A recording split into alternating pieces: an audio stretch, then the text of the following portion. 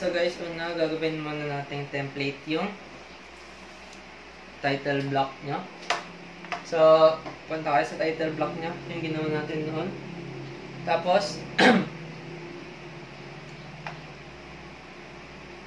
open nyo. And then, so nakikita nyo yung sa akin is kulay black na. So, para gawin natin kulay black lahat, i-select nyo lang lahat to. And then, properties. Then, ito sa color. Then, select lang yung black, kulay black. Ayan. Kulay black. And then, punta tayo sa layout. Dito sa baba, guys. Ayan, layout. So, kung may nagpapakita sa inyo na block, tapos may grid. So, delete nyo muna yun. Delete nyo muna yun, guys. Delete nyo muna. Wait lang. So, gawin pala nating block to. So, paano? So, under ng, sa part ng block, dito. Dito, create. And then, name. So, my title block. So, guys, sa akin meron na kasi. So, select nyo lang yung title block. Type nyo kung anong title gusto nyo. Name. Sa specific point. Sa dito, guys. Sa lower right corner. And then, select objects. Then, select natin ito lahat. And then, enter. Tapos, retain. Ayan, guys. Scale uniform yellow, exploding. Ayan. Tapos, click nyo lang ng OK. Ayan. So, sa akin, meron na kasi. So, punta tayo sa layout. And then, dito sa tab ng layout. Para i-set natin yung page. Ay yung measurement ng page. So, sa page setup tayo. Page setup. Tapos, modify. Tapos, ito guys, yung paper size is so ISO A3 420 by 297. Yan. Tapos, what to plot? Layout. Monochrome. So, sa plot style table is monochrome. And then, quality, presentation. Tapos, check na ito guys. I-check na itong 4. Tapos, scale 1:1. 1:1 scale. So, millimeter guys. So, tapos, landscape. And then, okay. Ayan. Tapos, close. So, nakaset na guys. So, tapos, punta sa home. And then, insert. Tapos, may title block. Sa akin. Ito yung ginawa kong block. Yung kanina. Ayan. So, hindi siya na-scale. Hindi ko alam kung bakit. So, hindi ko rin alam kung paano gawin. So, yung gagawin ko guys is ganito.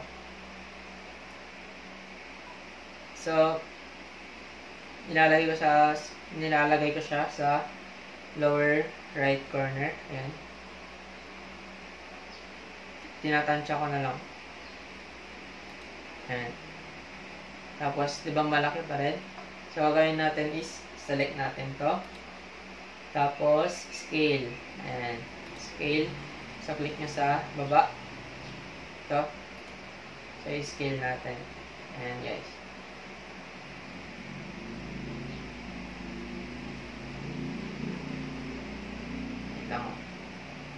Ayan.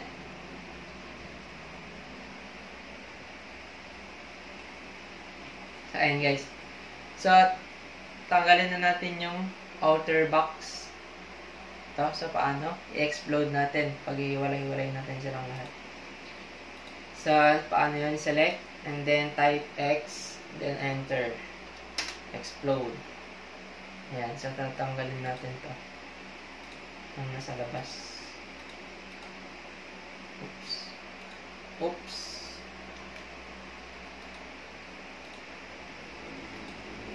Ayan. Delete. So, wala na guys. So,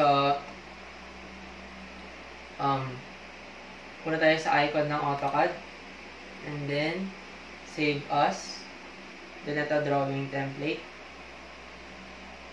Or, click nyo na lang to. And then, ito guys, sa files of type.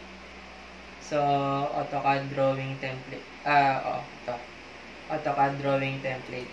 And then, yung title na, anong gusto nyong title or file name. So, click save nyo na lang guys. So, sa akin meron na.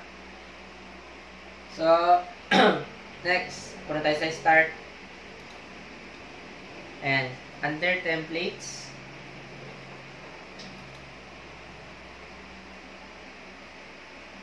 so, hanapin nyo lang dito yung ginawa nyo, yung name ng ginawa nyo na template. So, sa akin is my title block. Ayan. So, click nyo lang yun guys. So, sa akin, nandito na yung akin my title block. Ayan guys. So, kung may nakikita pa rin kayong title block na dito, so, i-delete nyo na lang yun guys. Ayan. Kunwari, ito. Delete ko na lang. Delete nyo na yun guys. Tapos, pag pumunta kayo sa layout naman is, meron na yung title block nyo. And then, palit tayo sa model. So, ito na yung gagawin. So, meron na akong dito. So, gagayahin na lang natin.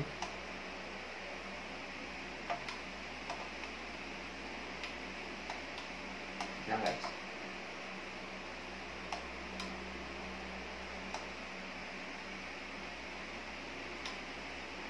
And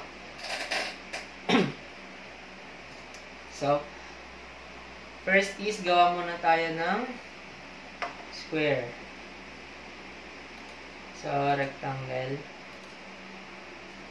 So, kahit saan guys.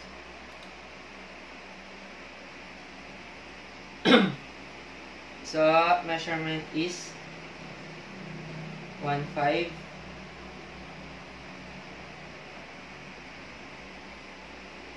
1.5 tab. 1.5 tab. 1.5. Enter. And so next is cross. So guys, under cursor, ito.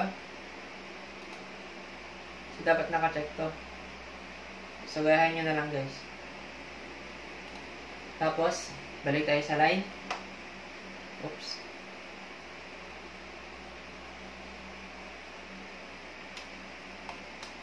Kailangan dito.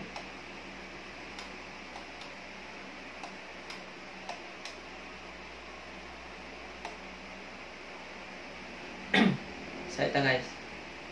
So dito, magmula dito hanggang dito. And then, enter. Tapos, line ulit. Dito naman, saka sa opposite side.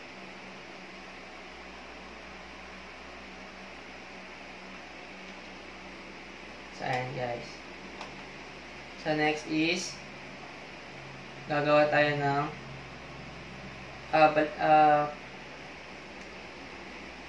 square. Pero yung matulis niya, nakatutok dito.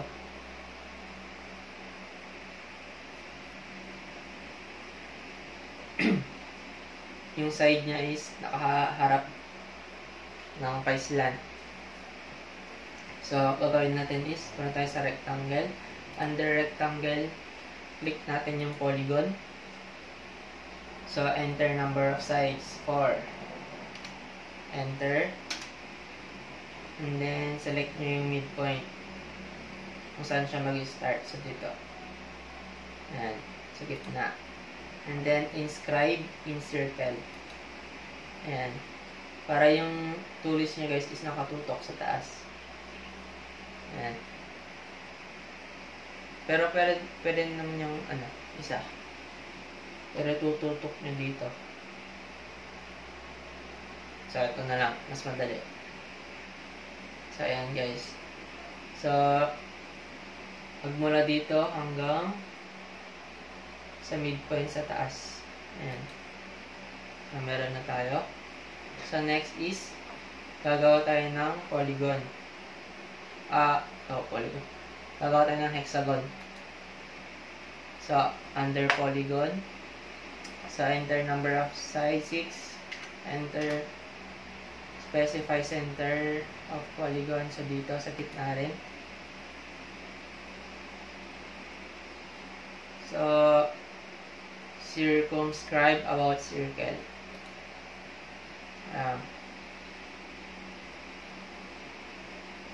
Tapos, yung diameter, yung length ng sides is 300. And 300. Type 300 and then enter. Ayan guys. So, dito is, kung nakikita nyo, dito siya nakaharap, diba? So, gagawin natin, i-rotate lang natin to. So, select nyo to, tapos rotate. Dito na part. Tapos sa gitna. Ayan, rotate lang natin. Ayan. So, yung matulis na part is nakatutok na siya sa taas. Ayan guys. So, next. Gagawa tayo ng circle. So, under circle, itong 2 point. Yan. Hanggang dito. So, mag-start dito hanggang sa baba ng hexagon. So, guys, dapat 2 point yung magamitin niya. And then, i-offset na lang natin ito, yung circle. So, type of, enter, then 75, enter. So, tutok na sa labas, sa outer, then left click and then escape. Ayan, so meron na tayo dalawang circle guys. So, select lang natin itong dalawa na circle. Tapos, ilalagay natin siya dito sa mga intersections dito para ma-achieve natin to. So, next. So, na-select na natin yung dalawang circle, guys. Tapos, itong copy. Ayan. Para dito yung maubusan. Ayan, guys. So, select nyo sa midpoint ng circle. So, dito na part. And then, i-drag nyo lang sa lang parang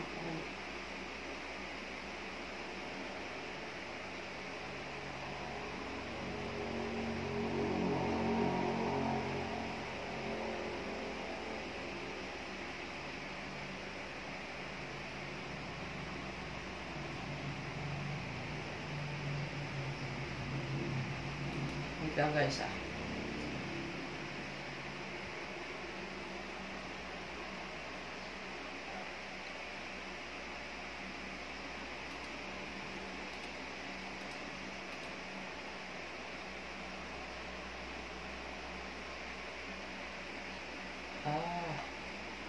mali.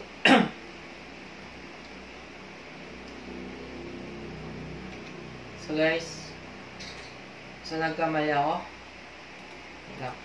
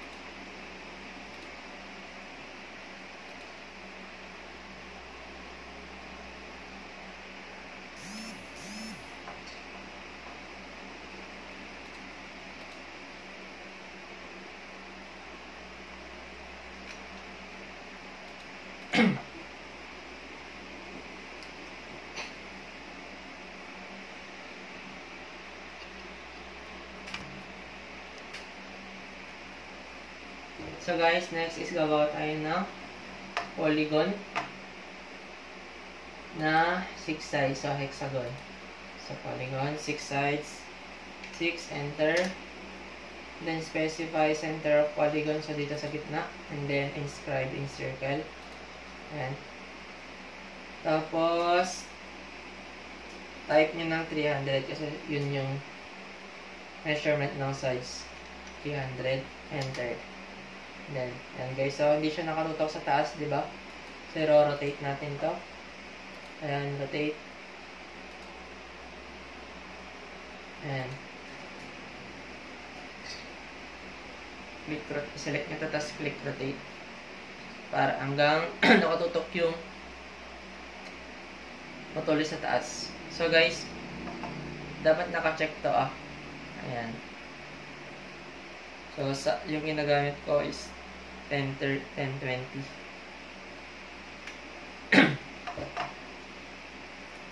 So, next is yung circle na nakapalibot sa hexagon. So, paano? Circle and then 2 point. So, guys, 2 point Tapos, click nyo dito. Select nyo. Patungo sa baba ng hexagon. Ayan. Tapos, lagyan lang natin ng offset to. Type O.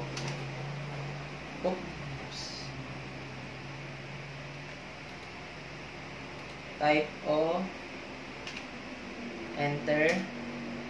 And then, type 75. Enter. So, tutok nyo sa labas. Ayan. Tapos, escape. Tapos, ikakopy natin itong dalawang circle na to. Copy. Ayan. Tapos, ilalagay natin siya dito sa mga intersections. Ayan. Tapos, dito rin.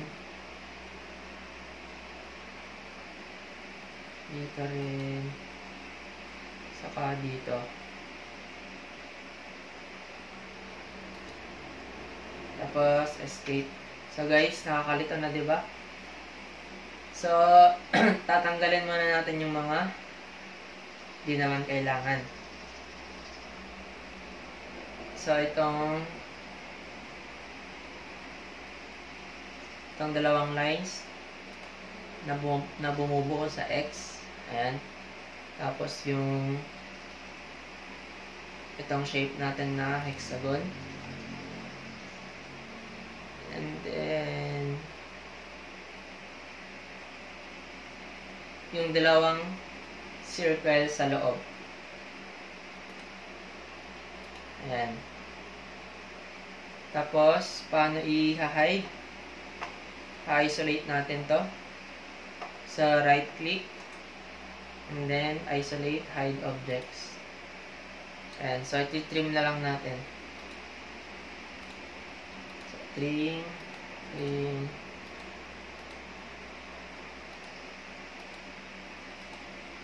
So guys, na-trim ko na. And then, ibabalik na natin yung mga nawala. So, escape. Then, right click. Isolate. And objects isolation. Ayan, bumalik na sila guys. Tapos, next is idudugtong natin to hanggang dito. Ayan, dudugtong natin. So, gamit yung line. Ayan. So, mag-start tayo dito sa intersections. Patungo sa kabilang intersection din. Ayan. Tapos, escape. So, isa na naman. Sa kabila naman. So, enter. So, ayan. Hanggang dito. Tapos, escape. So, para di tayo isa-isahin, para di natin isa-isahin, so, ikakopy na lang natin din ang dalawang lines na to. Ito, copy. Tapos, endpoint, yung pipiliin natin. So, itudugtong lang natin dito, guys. Dito. Tapos, dito rin. Tapos dito rin sa baba. Sa mga intersections. Tapos escape. So guys, ayan. Meron tayong straight. Ayan. Patungo yan hanggang dito sa kabila. So, next is sa kabila naman. So guys, para din na rin natin mag-drawing is copy lang natin ito dito. Wait lang guys. So, kakopy lang natin siya dito. Ulit. Tapos escape. Tapos, i-rotate na lang natin to. Ayan. Select na, tapos rotate. Tapos sa midpoint. Ayan, 270. Ayan. So, select natin to and then copy. Tapos, select natin yung mga endpoints nila. Ayan. Para idudugtong natin sa mga intersections. Ayan.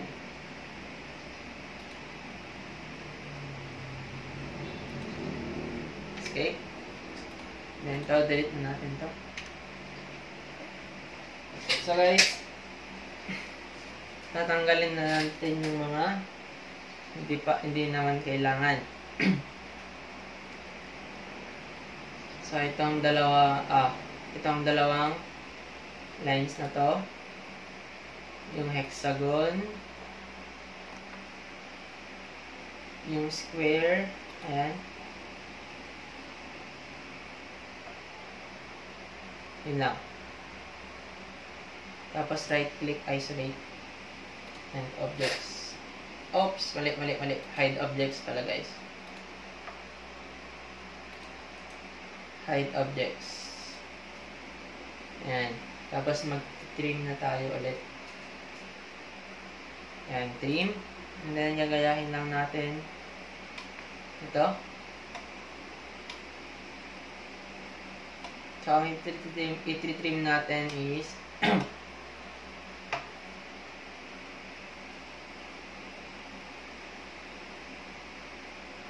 lang. So, ito guys. So, ito yung i-trim natin. Yan. Ito rin. Tapos, ito. Sa loob ng circles.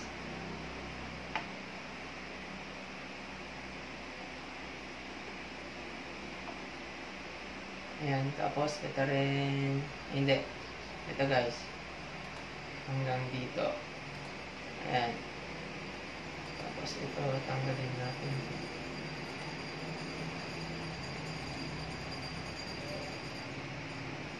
So, follow along na lang guys.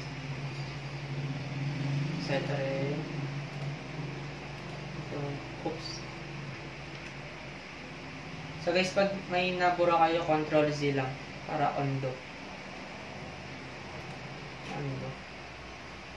Tomates rin. Adik, damdama. Nagkananibatan niya yung kanan. Tapos, ito. Ay, hindi. Ito pala. Hanggang dito.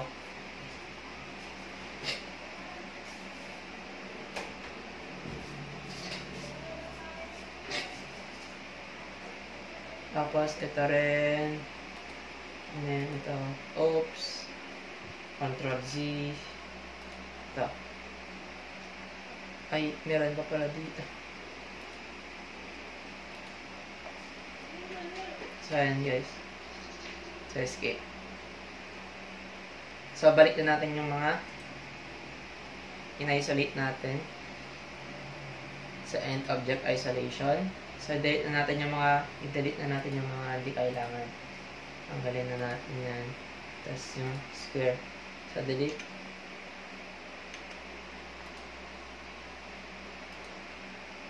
Delete. Ayan. So, iset na natin yung mga line weights. So, dito guys, itong outer box is 0.13. And then, yung hexagon, skip natin. hexagon is 0.60. And then, dapat line weight display, dapat naka-check yan guys. Para makita nyo yung differences ng line weights. So, kung hindi nyo nakikita to, punta kayo dito sa pinakagilid, customization.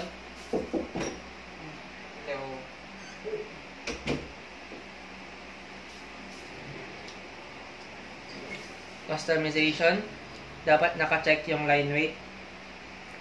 Ito. Ayan, para makita nyo. Dito. So, ito is 0.60. Nakaset na ba? O, 0.60. Tapos, i-isolate lang natin itong dalawa muna. So, isolate. Hide objects. Kasi itong buo na to is isa yung line weight. So, ayan guys. So, properties by layer. So, ito is 1.2. And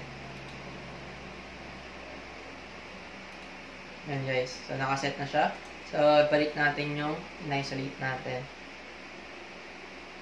And object isolation. Ayan guys.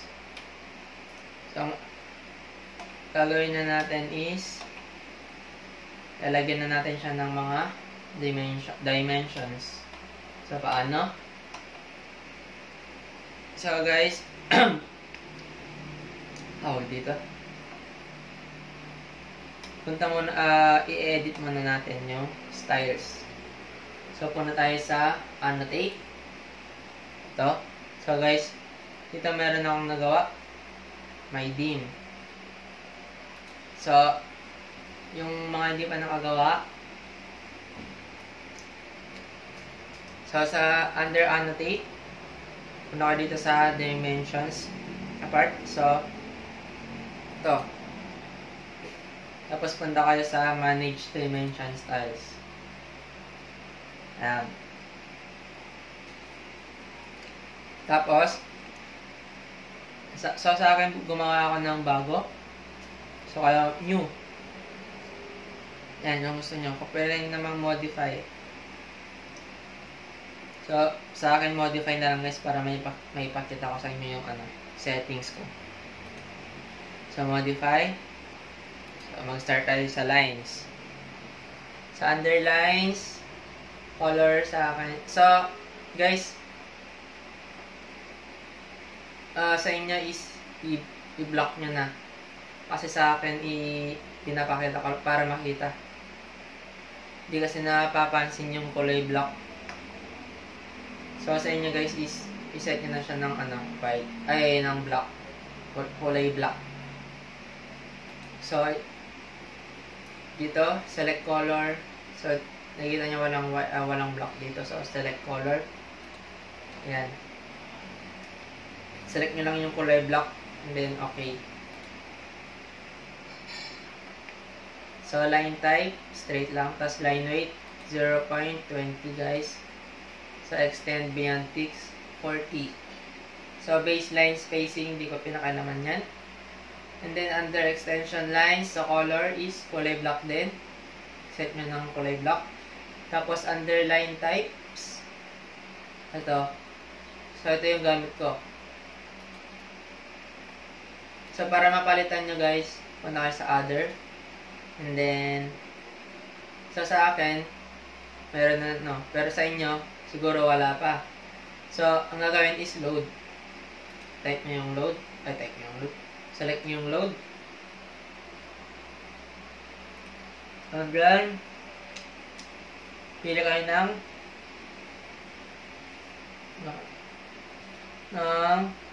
line types nyo. Madami naman. So, sa akin is, ano ba yung pangalan ng ISO5. So, ito yung akin guys. And 2, 3, 4, 5. Ayan, yung pinaka pang 5. So, kahit saan naman yan guys, kung ano trip nyo. Tapos, click OK nyo lang. Tapos, mag-appear siya dito. Then, select nyo lang. Then, click OK. And then, pati sa line type, extension line 2, ganun din. Line weight. So, ang extension lines, guys, is ito. Papakita ko. Pag pinindot niyo yung extension line, so, yung nawawala, yan yung extension lines. Tapos, ang dim lines naman, ang dimension lines is yung nasa baba ng number. Yun ang dimension lines. So, ito, line weight. Line 0.20. Extend beyond the dimension lines sa akin, 40. Offset, 30. Tapos, next is sa symbols and arrows na tayo. So, yung mga arrowheads is architecturality. Yan. Yung may line na 45 degrees. Ayan guys, architecturality. So, arrow size is 50. Center marks none. Dimension break sa akin 20. And then, arc length symbol above dimensional text. Radius, so 45 degrees yung slant niya. So, linear jog dimension 40. So, next is sa text. So, yung text style guys, ang gamit ko is yung Flux Architect, yung font. So, para ano yun, pindot nyo lang yung tong tatlong tuldok na to. And then,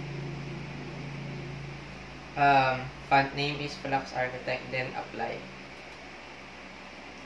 So, text color. So, guys, iset nyo na rin ng block sa inyo. Fill color, none. Text height, 60. Pag naliliitan kayo, pwede rin yung lakihan pa. Fraction, height, scale, wala. So, hindi yan naka-check. So, pag chinek nyo yan, guys, may square sa dimension text na. So, text placement, vertical is sa vertical, above, horizontal, centered, view direction, left to right, offset from dim line. So, yung layo ng text sa dim line is 20. So, parang lumulutang. Tapos, text alignment, align with dimension line. So, next fit. So, guys, dito na part, always keep text between extension lines. Text placement, over dimension line with leader. Scale, 4 dimension features. Use overall scale 1. Fine tuning. Draw dim line between extension lines. So, next, primary units. So, unit format is decimal. Ayan. Sa akin. Lang. Oo. Unit format decimal. Tapos sa precision, guys, 0. Kasi pag may point 000, ayan. Kung nakikita nyo, pinapakita yung 4 na decimals. Kahit 0 pa yan, ipapakita nyo yung 0 pa rin. So, so ibig sabihin, whole number lang yung ilalagay natin. So, ayan guys. So, fraction format. Wala decimal separator, period, round off. Ayan. Scale factor 1. Ayan. Unit format, decimal degrees. Ayan guys. So, ayun lang. So, sa alternate units sa tolerance, wala namang nabago. So, next is okay na. Ayan, tapos close. So, paano maglagay ng dimensions? So, dito, under annotate, guys. So, tapos sa part ng dimensions. So, meron na dito pagpipilian. Ayan. Nakikita nyo, guys. So, click yung arrow. Merong linear, align. So, linear is Basta yun.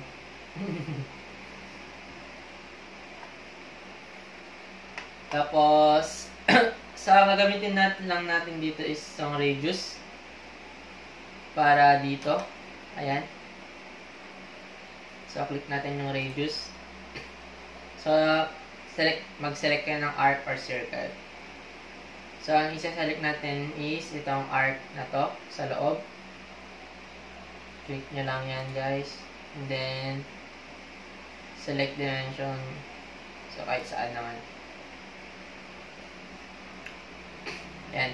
Tapos, ayusin na lang natin to. So, select natin to. Tapos, pinaka left side na square. Ayan. Drag point. Ayan, select nyo ganyan, guys. So, kahit saan nyo lagay. Saan nyo gusto.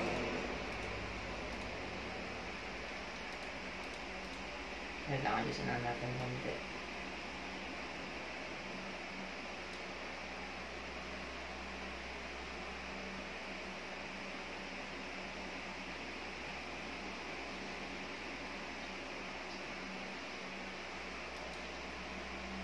Oops. Ayan, pwede na yan. So, next is isa pa. So, dito guys, sa outer arc naman. Ayan. So, ayan guys. So, select din natin to. Ayusin lang natin konti. Lalagay natin siya dito na part. Ayan. Set, ayos lang natin konti to. Mag-straight ka naman. Ay. Ayan. Pwede na yan. Tapos guys, next. Next is ito na. Ang mga to. Ayan. So, madali na lang yan, guys. Sa dito sa part ng dimensions, click nyo lang itong dimension na to. Ayan. And then, pili lang kayo na kung ano yung lalagyan nyo ng dimension. Which is yung first. So, ang una, pipili kayo ng tawag dito. Kung saan nyo gusto magsimula yung line, yung dimension line. So, dito siya mag-start hanggang dito. End point na dito. So, 1.5 yan. So guys, dapat inuna ka pala sana yung mga nasa loob. So, pwede rin naman. So, ito na lang. So, next. Wait lang. Ayan. So, select lang natin ulit to. Tapos, sunod natin to hexagon na to. Ayan. Ito hanggang dito. Ayan. 300. Ayan. Tapos dito rin. So, left click. Ayan, 300. Hanggang dito, left click. So, next is, ito naman. Left click. Papunta dyan. Next, last. Ito, sa left side. Magmula dito hanggang sa baba. Ayan, 1.5. So, ayan guys. So, tapos na. And then, paano natin ilalagay sa layout natin? So, dito guys. So, model. Gawin muna natin tong block. So, paano? Parang sa una rin. So, ginawa natin title block natin. So, gagawin natin tong block. So, ito. Create block. And then, ano yung papangalan nyo? Act 2. Ayan na lang sa akin. So, meron na pala akong nagawa, guys. So, bahala na yung anong name. Tapos, speak point. Kung saan siya mag-start. Ayan. Sa akin yung pinaka lower right corner. Ayan. Tapos, select object. Select nyo yung magiging block. Select nyo itong buo na to. And then, click enter. So, scale uniformly allows loading, retain. And then, okay na nyo na. So, sa akin meron na, guys. So, punta kayo sa layout. So, guys, kung nakikita nyo, wala akong margin, di ba? So, kasi pag margin, tapos pag sinid mo sa PDF, pala is makakat. So, may kamali ako kanina. Kakaayos ko lang. So, para magawa to, punta kayo sa page setup ulit. Tapos, modify. And then ito, dapat pala full bleed. ISO full bleed. So, para ano nyo yan. So, ito. Sa name, punta kayo sa WG to PDF. Ayan. And then, under properties, check nyo. Ayan. So, ito yung magpapakita. So, pindot nyo sa under media is ito. Select source. Ito. Tapos, hanapin nyo dito yung ISO full bleed A3. Ayan, 420 by 297. Ayan, 420 ISO full bleed A3. 420 by 297. Click OK. Ayan, guys. So, nakikita nyo, lahat ay covered na. And then, press OK. So, yun lang, guys. So, next is, yan na natin yung block yung ginawa natin. So, ito yan. Act 2. So, guys, ang laki. So, lagay muna natin dito. And then, select lang natin to para may scale. Ayan. Select, then click scale. Then, click natin dito sa gitna. Ayan. Then, para mag-start siya dito. Ayan, guys. Then, ilipat lang natin. Tapos, feel ko yung ginawa nating logo is ilalagay dito. So, sa akin, hindi muna. Kasi di pa naman na-check. And then, save na natin as PDF, guys. So, ayan. So, click na natin yung AutoCAD icon. Export. Ayan, PDF.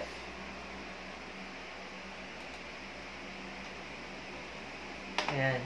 Ito, guys, PDF. And then, yan, walang papakal. So, dito yung una kong ginawa. So, nagkamali. Nakat. So, touch.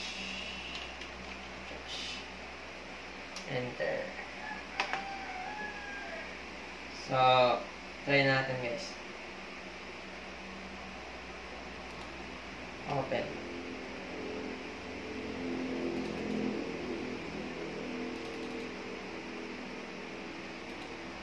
So, para makita yung una kong ginawa, guys. So, ito yan. So, ayan. Na-cut siya. So, ito yung wala nang, ayan, guys. Wala nang, so, na-covered yung buong paper. Zoom out lang natin.